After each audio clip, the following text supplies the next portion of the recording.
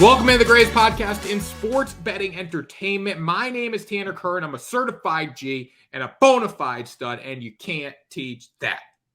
And this right here, this is G Money Grant Mitchell. He was up at 4:30 this morning getting ready for the show, getting the picks ready for you guys, and you can't teach that. Bada boom, man, the people in the room. Welcome in to a Wednesday edition of the greatest podcast in sports betting entertainment, Grant. Ride the line. Yep, hump day. We are here to get you and get ourselves past those midweek scaries. I don't really get the Sunday scaries, Tanner. I get the midweek scaries. Hopefully you're the same as me and you're looking forward to another great show. Every day is Monday because every day we have the chance to win money. Every day is Monday. That's the mentality you got to bring to. If you're not bringing the every day is Monday mentality, get out. Every day is Monday. We have a chance to win money every day. It's a new day. It's a new week every day. We get the chance to win money today on Ride the Line. So lock in. You know, most people out there probably aren't going to like it being Monday. Most people hate Mondays. Well, you better lock in because we're gritty on this show. We're a bunch of Bulldogs, and we're going to be a freaking Bulldog today.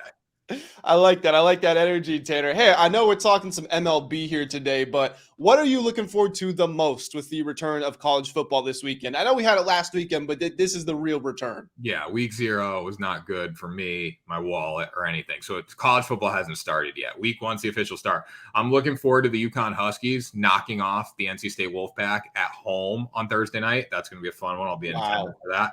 I'm looking forward to the Florida Gators, the SEC, teaching the Pac-12 in Utah what it's all about on Thursday night, hopefully. And then there's really no good games Saturday, I don't think. When's the LSU FSU game? That's Sunday night. So that'll be fun Sunday night. But then Coach Prime at noon. Coach Prime, he posted an Instagram reel today. I bet Coach Prime, I'm ready to run through a freaking brick wall. Like all the comments are like, I want to put the pads on, strap it up and go. Like Coach Prime, I want to freaking unload my units on my FanDuel and DraftKings account because of you right now.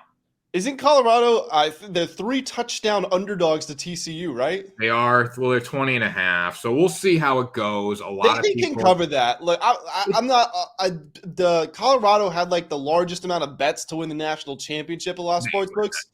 They're not winning that. They're not winning the Pac-12. They won't even be close. But 20.5 points, I feel like they can cover that. Especially TCU lost Max Duggan and Quentin Johnston. Like I'm not expecting them to be that dominant. And Kendra Miller, like they lost all their dudes. Like Coach Prime, he's like, we're gonna win right now. As soon as I saw him say we're gonna win right now, I said, okay, FanDuel, take my money.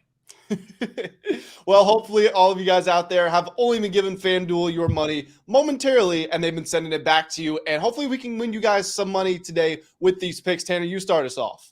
All right, so I got 2 nerfies today and a straight bet. Well, Grant, do you want to start? We start with Angels Phillies. Okay, yeah, let's do it. All right, so me and Grant have a similar pick here. I believe it's the same exact pick. Phillies on the run line. Yesterday, they were down by 2 runs throughout a lot of the game. And then they started hitting the baseball and the home run show started. They hit 5 home runs yesterday. Wow, my light just almost hit me in the face. I was wondering what that sound was. I'm a trooper. The light almost hit me in the face. Okay. Back to locking it. I got to lock it. Listen, all these extraneous circumstances are trying to not focus me up from winning the people money today, and I'm not here. I'm here to win the people money. 5 home runs yesterday. Absolutely hit the crap out of the baseball. I think we're going to see a similar result today. For the fight-ins, we look at who's on the mound. They're going to go against Reed Detmers, who is 3-10 with a 5 ERA and a 1.38 WHIP. There's not much to write home about Reed Detmers in his last start against the Reds, and the Reds are not hitting the baseball that great. 5 innings, 7 hits, 4 earned runs, 2 walks, only 3 strikeouts there. So I think the Phillies are going to have a lot of opportunities. Kyle Schwarber, don't quote me on this. I think he has the same amount of singles as home runs this season. He does. And at this point in the season, he has like the same amount of home runs he hit last season. He's like, he's weirdly consistent, but I mean, at the end of the day, it is what it is. Yeah, Schwarber's the most interesting leadoff hitter in all of baseball. So again, the Phillies are hitting the ball too good. They're too talented of a team right now, 74 and 58. They're getting hot at the right time. And the Angels just really don't have a lot going for them. They made a huge mistake not trading Shohei Ohtani, in my opinion. They're on to next season. They said we're going to go for it, and then they had the biggest collapse of the century. So not really interested in betting anything to do with the Angels right now. Yeah, I'm also on the Phillies side of this line. Phillies -1.5 for about plus 130 value, which I feel like is almost criminal given the context of this matchup. To your point about Detmers, I mean, he's not that good to begin with, and he's not been good at all this month. He has an 8.68 ERA in August. Now, Christopher Sanchez, you look at his monthly numbers, he's got a 4.70 ERA. You would say that's not good either. Here's the thing. He had one really bad start. That's weighing his numbers down. He's given up 2 earned runs or fewer in 6 of his last 7 starts. That is pretty consistent. The Phillies have won both games in this series. They've covered in both games of this series. Looking at the numbers over the last 30 days, the Phillies are 6th in bullpen ERA and 2nd in scoring. The Angels are 3rd worst in the bullpen and then 24th in scoring. And the Angels are also just giving up on the season. I mean, after they made those moves to acquire some dudes at the deadline, now they're waiving some of them, like Lucas Giolito and other guys. 2 of the guys are coming out of their starting lineup right before the game yesterday. Oh, wait, they're still playing even though they've been waived. It makes no sense what's going on over there. The Angels don't care about the rest of the season. Phillies win big today. I totally agree with that. They win by at least 2 runs and probably more, as we saw yesterday, Grant. All right, 2 big nerfies today. Start with the first one here. Cincinnati Reds versus the San Francisco Giants. The nerfie is 1-1 in this series. The Giants busted it in the first game of the series. I don't think we're going to see any runs scored in the first inning today. Logan Webb on the mound for the San Francisco Giants. Been one of the most consistent pitchers in baseball. He's only 9-10. Still has a 3.5 ERA with a 1.1 whip. 164 hits allowed in 174 innings. He's an inning eater, and he's been delivering this season for most of his time on the mound. On the flip side here, we have Hunter Green going for the Reds. And on the surface level, Hunter Green's not that good. 2-6 with a 5.06 ERA and a 1.53 whip. Has really been up and down this season when he's been on the mound. I think he's going to be really good in years to come. He's just still not at that point. But the one thing that he does exceptionally well, and this is critical for nerfy bets, because when you get in trouble, you have the ability to get yourself out of it, and that's elite strikeout ability. 108 strikeouts in 80 innings.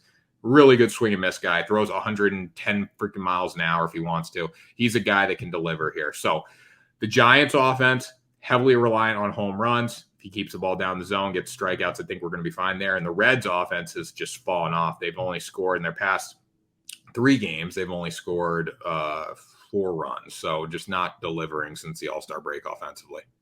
I love this spin on the take here, on the bet. Excuse me. I love this market. I was looking for ways to find this game, put this game on my bet slip. I was considering the money lines, the run lines for both teams, the over-under. I couldn't land on anything, even though this game did really interest me. I do like the nerfy. I think that's a good way to go about it. To your point with how bad the Reds have been at the plate, I think they're hitting like 207 over the last 2 weeks. Whatever it is, it's been pretty terrible. Now, the Giants have started to break out of their cold streak that they're at the plate, but I mean, they're still not that good. I mean, they're definitely not an offensive-driven team, and you've got pitchers in this game. To your point, Hunter Green has that strikeout ability. Logan Webb, we know what he's done over the course of the season. I think this nerfy is definitely a good play here. I love this out of you. I love it. Keep it going, Grant.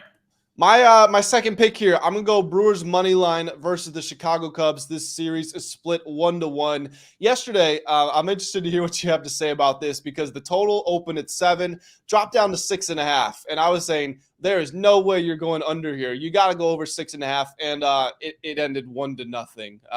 I don't know if you can set an alternate total of 1.5 or lower. I would be interested to see what kind of odds you could have got for that. For just 1 run. But, yep, it is what it is. Today, though, Brandon Woodruff on the mound for the Brewers here. He's going to help them get back on track. He's got a 2.65 ERA and a 0.88 whip. Only been about 35 innings of duty for this guy, but we know how good Brandon Woodruff is. Kyle Hendricks is going to start here for the Cubs. He's got a 3.80 ERA and a 1.14 whip for the season. However, that ERA has crept over 5 in this month, and he does have a 4.84 at home. He's actually much better on the road. Now, like I said, this series is split 1-1, but the Brewers had won 9 straight games until their loss yesterday. They were playing really good baseball. They're hitting the ball really well as of late. Their bullpen, I mean, the Cubs have a decent bullpen, but the Brewers has also just been excellent as of late. I think this game is going to be close, but I think if you look at the fine margins here, I think we're talking about the starting pitching matchup of Woodruff versus Hendricks. Can't say Woodruff's name today. Woodruff versus Hendricks, you would like to go with Woodruff. Think the Brewers offense has just been a little bit better than the Cubs lately, and the Brewers are just a better team. They're able to win games with fewer runs normally. The fact they have been hitting the ball well lately makes me feel pretty good about them bouncing back, getting a win here. Yeah, I don't know what side I like here. The Brewers are definitely hot, but the Cubs also could win today with Hendricks on the mound. So it's kind of up and down. I don't love Hendricks, but the numbers are there. Woodruff's good. It's too much of a toss-up for me to decide today, Grant, but I'll go with your pick. That's fair enough. I thought today was a pretty hard day to break down as far as the schedule goes. It was just hard to get leans on a lot of games, and there are a lot of pitching changes throughout the league too, which made it even more complicated. Yeah, definitely. That's why I'm going with two Nerfies today. But the Nerfies, I like the Nerfie lines, and I love this one. Cleveland Guardians versus Minnesota Twins here. Final pick of the day for me. Tanner Bibby on the mound against Sonny Gray. Bibby's 10-3 with an ERA right around 3, 1.2 whip. Very good. Sonny Gray, similar numbers here. 3.06 ERA with a 1.19 whip. The biggest thing that I love from Gray, 150 innings on the mound, only 6 homers allowed. That's another critical thing to look at when we're looking at Nerfy bets. There is a science to this. You want pitchers that don't give up a lot of home runs. Even Tanner Bibby, 13 in 119 innings, still pretty good there. But 6 homers allowed in 150 innings is exceptional from Gray. He has the strikeout ability, 151 strikeouts in 150 innings. So ideal spot against the Guardians here. For the Guardians going against the Twins, though, with Bibby, the biggest thing he needs to do is keep the ball down the zone because the Twins can hit home runs. They've hit 187 this season compared to the Guardians at 102. But neither offense is that good, in my opinion. I think that the Twins obviously have a little bit more of an advantage there, but I do think both pitchers can get the job done. This is priced at minus 122 today. So a very fair price for two slow offenses with, the first game of the series had a lot of runs scored, but the second game yesterday, not a lot of runs scored. Nerfy did hit there as well. Yeah, the first game of the series did end 10-6, and there were 10 total runs scored within 2 innings. The Nerfy still hit. It was 0-0 after the first inning, and then it was 6-4 after the second inning. These are slow starting offenses. If the Twins are going to score, it's going to be them swinging for the fences. To your point, Sonny Gray doesn't usually give up a lot of home runs. So yeah, I think that, again, I really like this Nerfy.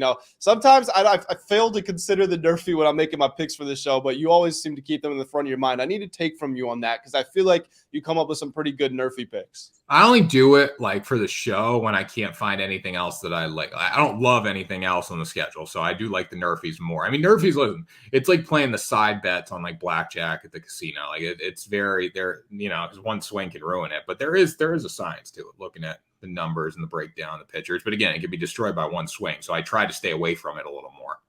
Yeah, it's definitely more volatile. But like we've said a couple times already, it's just a rough day of the schedule here. There's some tough matchups, but one matchup that is not tough for me to decide is the Washington Nationals plus 1.5 versus the Blue Jays. This is going to be the final pick of the show. The Nationals are just flat out being disrespected at this point. Why is their money line value plus 200? Look, Patrick Corbin's on the mound. Patrick Corbin is not good at baseball, which stinks because he is a baseball player. You would think he would be better. He's got a 4.70 ERA and a 1.47 whip. But if you're going to bet on him in the Nationals, he has a 2.70 ERA in 4 starts this month. This is the best stretch of baseball that he's put together this season. That he's going against Chris Bassett, who has a 4 ERA, and that is up to 4.01 over the last month. So basically, he is what he has been over the course of the season. Bassett did, however, give up 4 earned runs in 2 of his last 3 starts. The Nationals have been playing really good offensively lately. Ever since the past 6 weeks, I think they've really taken off. Looking at their record since the All-Star break, they're 26-17. They've also covered in 11 of their last 14. Meanwhile, the Blue Jays have covered just 6 times in their last 19 games. That is less than 1 cover every 3 games they play. The only reason that I wouldn't, go full on money line here is that the Blue Jays have an amazing bullpen and the Nationals is not good, although it has been improving as of late. The Blue Jays won the first game of the series 6-3, but a lot of that was because of a couple of errors the Nats committed. The Nats win yesterday. I think for plus 1.5, and the fact we're still getting really good value out of it, I love this play. I wouldn't take the Blue Jays at minus 1.5, but I probably wouldn't take the Nationals plus 1.5 either. I'm kind of in that boat. I know Patrick Corbin's been good in his past 4 starts, but I can't touch him. He's the one weak link because other than that, the Nationals have been playing really well. Genuinely, I know it's the Nationals and they don't have a lot of name brand value, but watching them play over the last month, they've been impressive. I mean, he's been good. He pretty much shut down the Yankees, gave 2 home runs to them. Quality start there. Quality start against the Red Sox. Quality start against the Phillies. So he's shut down some good offenses. The Reds, not that good. Still gave up 3 home runs in that game. Had a 5.03 ERA there. So I wouldn't do it, but I'm not saying it's not a bad pick. Hey, look, this is how I look at it, and I understand what you're saying. I mean, baseball betting, a lot of it comes down to the pitcher. Patrick Corbin's not that good, but this is what I will say: you're getting spotted a run and a half if you're the Nationals. You've been scoring more runs than the Blue Jays have to begin with. Now you're getting an extra run and a half to work with, and the Blue Jays might not even get 9 innings of offense. That's you have the advantage in all three of those areas. So again, for the run line, the +1.5, that's big reason I'm taking it. All right, Grant. I don't mind it. I'm not tailing it, but I don't mind it. That was Ride the Line, the greatest podcast in sports betting entertainment. Another good show today, Grant. Yep, absolutely. Another good show, just like Friday will be another good show. But the only way to guarantee that you guys are around for it is to smash that subscribe button. Tanner and I are putting in the work here every single day. You guys just need to put in 2 seconds of work, click a little button, and we will be back in front of your faces on Friday. Less than 2 seconds. If it takes you 2 seconds to smash a subscribe button, probably stop watching YouTube. Smash it right now. We'll see you on Friday for another episode of Ride the Line.